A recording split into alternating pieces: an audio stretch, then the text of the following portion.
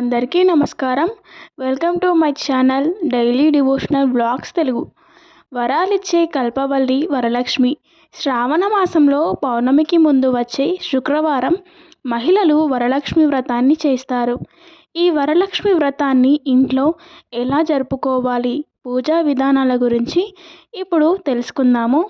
శ్రావణ మాసంలో పౌర్ణమికి ముందు వచ్చే శుక్రవారం లేదా రెండో శుక్రవారం నాడు వరలక్ష్మి వ్రతాన్ని జరుపుకుంటారు.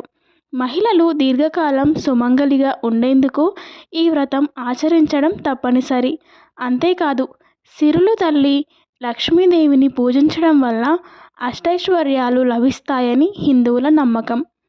అయితే తెలుగు క్యాలెండర్ ప్రకారం ఈ ఏడాది ఆగస్టు 21 తేదీన శుక్రవారం నాడు వరలక్ష్మి వ్రతం జరుపుకోనున్నారు. వరాలిచ్చే తల్లి వరలక్ష్మీదేవి వ్రతాన్ని ఆచరించడానికి ఏ నిష్టలు, నియమాలు, మడులు అవసరం లేదు. నిశ్చలమైన భక్తి, ఏకాగ్రత ఉంటే చాలు. వరలక్ష్మి వ్రతం ఎంతో మంగళకరమైంది. ఈ వ్రతాన్ని చేయడం వల్ల లక్ష్మీదేవి కృపా కటాక్షాలు కలిగి అష్టైశ్వర్యాలు లభిస్తాయని పురాణాలు చెబుతున్నాయి. అంతేకాదు, సకల శుభాలు కలుగుతాయి. స్త్రీలు దీర్ఘకాలం సుమంగలిగా ఉండేందుకు ఈ వ్రతం ఆచరించడం తప్పనిసరి అని హిందూ పురాణాలు చెబుతున్నాయి. లక్ష్మీదేవి సంపదలనిచ్చే తల్లి. సంపదల కంటే కేవలం ధనం మాత్రమే కాదు, ధాన్య సంపద, పశు సంపద, గుణ సంపద, జ్ఞాన సంపదలెన్నో ఉన్నాయి. వర అంటే శ్రేష్టమైన అర్థం కూడా ఉంది. అయితే శ్రావణ మాసంలో రెండో శుక్రవారం లేదా పౌర్ణమికి ముందు వచ్చే శుక్రవారం రోజున వరలక్ష్మి వ్రతాన్ని ఆచరించాలి. ఆ రోజున వీలు కాకపోతే తర్వాత వచ్చే శుక్రవారాలలో కూడా ఈ వ్రతాన్ని చేయవచ్చు. వరలక్ష్మి వ్రతానికి ఆది దేవత అయిన లక్ష్మీదేవి ఒకనాటి రాత్రి సమయంలో చారుమతికి కలలో సాక్షాత్కరించింది. సువాసినులందరూ చేసే ప్రభావ వ్రతం. శ్రీ వరలక్ష్మి నమస్తు వసుప్రదే సుప్రదే శుక్రవారం రోజున జరుపుకునే వరలక్ష్మి వ్రతంతో ధన, కనక, వస్తు, వాహనాది సమృద్ధులకు మూలం. శ్రావణ శుక్రవారం వ్రతాలతో పాటు పాపాలు తొలగి లక్ష్మీ ప్రసన్నత కలుగుతుంది. అయితే ఇప్పుడు వ్రతం చేసే విధానం గురించి తెలుసుకుందాము. వరలక్ష్మి వ్రతాన్ని ఆచరించే రోజున ఉదయాన్నే లేచి తలస్నానం చేసి ఇంటిని శుభ్రం చేసుకోవాలి. ఇంట్లోని పూజా మందిరంలో ఒక మండపాన్ని ఏర్పాటు చేసుకోవాలి. ఈ మండపం పైన బియ్యపు పిండితో ముగ్గు వేసి కలశం ఏర్పాటు చేసుకోవాలి. అమ్మవారి ఫోటో లేదా రూపును తయారు చేసి అమర్చుకోవాలి. పూజా సామాగ్రి, తోరాలు, అక్షంతలు, పసుపు, గణపతిని ముద్దగానే సిద్ధం చేసుకొని ఉంచుకోవాలి. తెల్లటి దారాన్ని 5 లేదా 9 పోగులు తీసుకొని దానికి పసుపు రాయాలి. ఆ దారానికి 5 లేక 9 పూలు కట్టి ముడులు వేయాలి. అంటే 5 లేక 9 పోగుల దారాన్ని ఉపయోగించి 5 లేక 9 పువ్వులతో 5 లేదా 9 ముడులతో తోరాలను తయారు చేసుకొని పీఠం వద్ద ఉంచి పుష్పాలు, పసుపు, కుంకుమ, అక్షతలు వేసి తోరాలను పూజించి ఉంచుకోవాలి. ఆ విధంగా తోరాలను తయారు చేసుకున్న తర్వాత పూజకు సిద్ధం కావాలి. తోరం తయారు చేసుకున్న తర్వాత గణపతిని మంత్రాలతో పూజించాలి. అలాగే అంబికలశ పూజ, సంకల్పం మరియు ఆవాహనం, ఆసనం, ధ్యానం, పాద్యం, ఆర్ఘం, ఆచమనీయం, పంచామృత స్నానం, శుద్ధోదక స్నానం, వస్త్రయుగ్మం, ఆభరణం, యజ్ఞోపవీతం, అలాగే గంధం, పుష్ప పూజ మరియు అథాంగ పూజ, పువ్వులు లేదా అక్షతలతో కలశానికి పూజ చేయాలి. తర్వాత వరలక్ష్మి అష్టోత్తర శతనామావళిని ప్రారంభించి చెప్పుకోవాలి. తర్వాత తోర పూజ చేసుకోవాలి. తోర పూజ చేసుకున్న తర్వాత వ్రతకథను ప్రారంభించాలి. ఇప్పుడు వ్రతకథను చెప్తున్నాను. పూర్వం శౌనకాది మహర్షులను ఉద్దేశించి సూత మహర్షి ఇలా చెప్పారు. మునులారా, స్త్రీలకు సౌభాగ్యాన్ని ప్రసాదించే ఒక వ్రతాన్ని పరమశివుడు పార్వతికి చెప్పారు.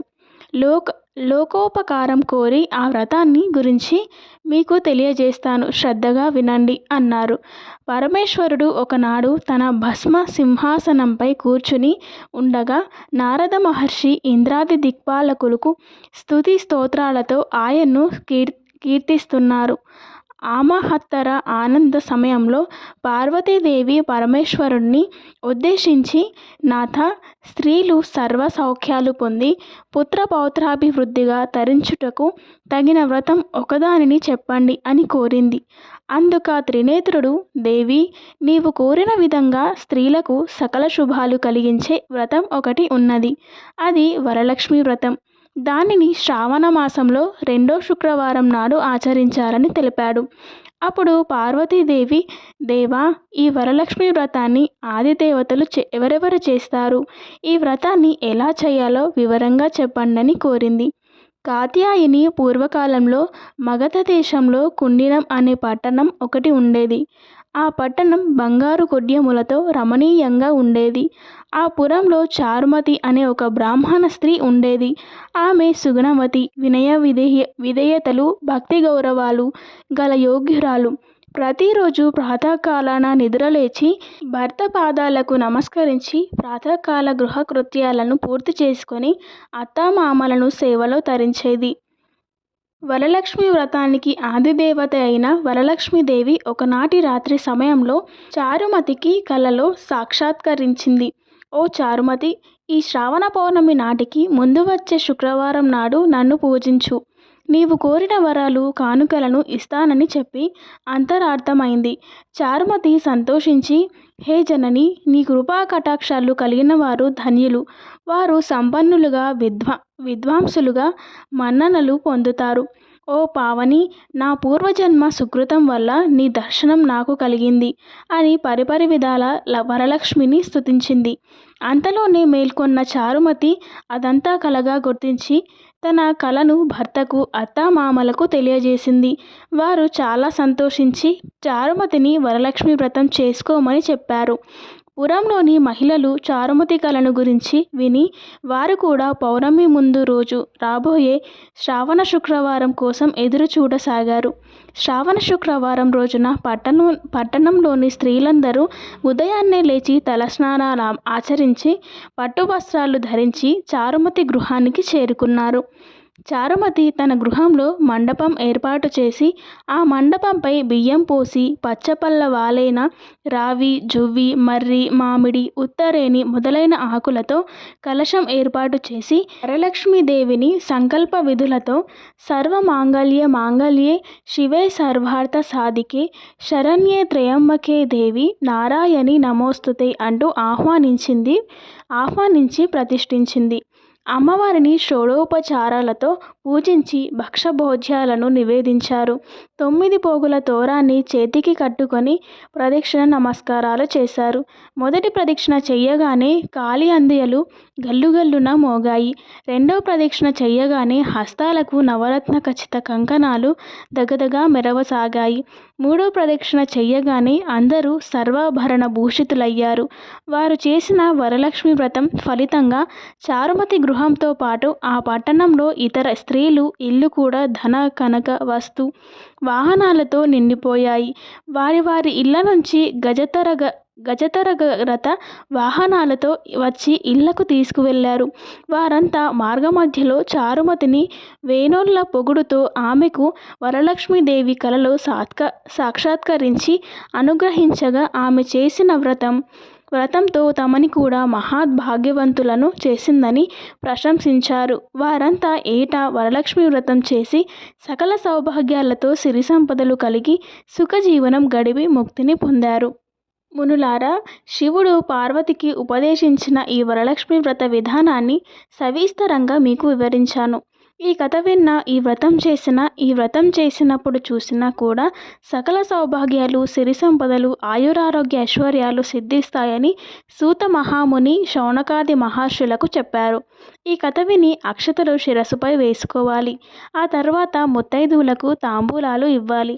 అందరికీ తీర్థప్రసాదాలు ఇచ్చి పూజ చేసిన వారు కూడా వాటిని తీసుకోవాలి. అమ్మవారికి పెట్టిన నైవేద్యాన్ని వాళ్ళే ఆరగించాలి. రాత్రి ఉపవాసం ఉండి భక్తితో వేడుకుంటే వరాలందించే తల్లి వరలక్ష్మీదేవి. భక్తితో వేడుకుంటే వరాలందించే లక్ష్మి. ఈ వ్రతాన్ని ఆచరించడానికి ఏ నిష్టలు, నియమాలు, మడులు అవసరం లేదు. నిశ్చలమైన భక్తి, ఏకాగ్రత చిత్తం ఉంటే చాలు. వరలక్ష్మి వ్రతం ఎంతో మంగళకరమైంది. ఈ వ్రతాన్ని చేయడం వల్ల లక్ష్మీదేవి కృప కలిగి ఐశ్వర్యం లభిస్తుంది. సకల శుభాలు కలుగుతాయి. స్త్రీలు దీర్ఘకాలం సుమంగలిగా ఉండేందుకు ఈ వ్రతం ఆచరించడం తప్పనిసరి.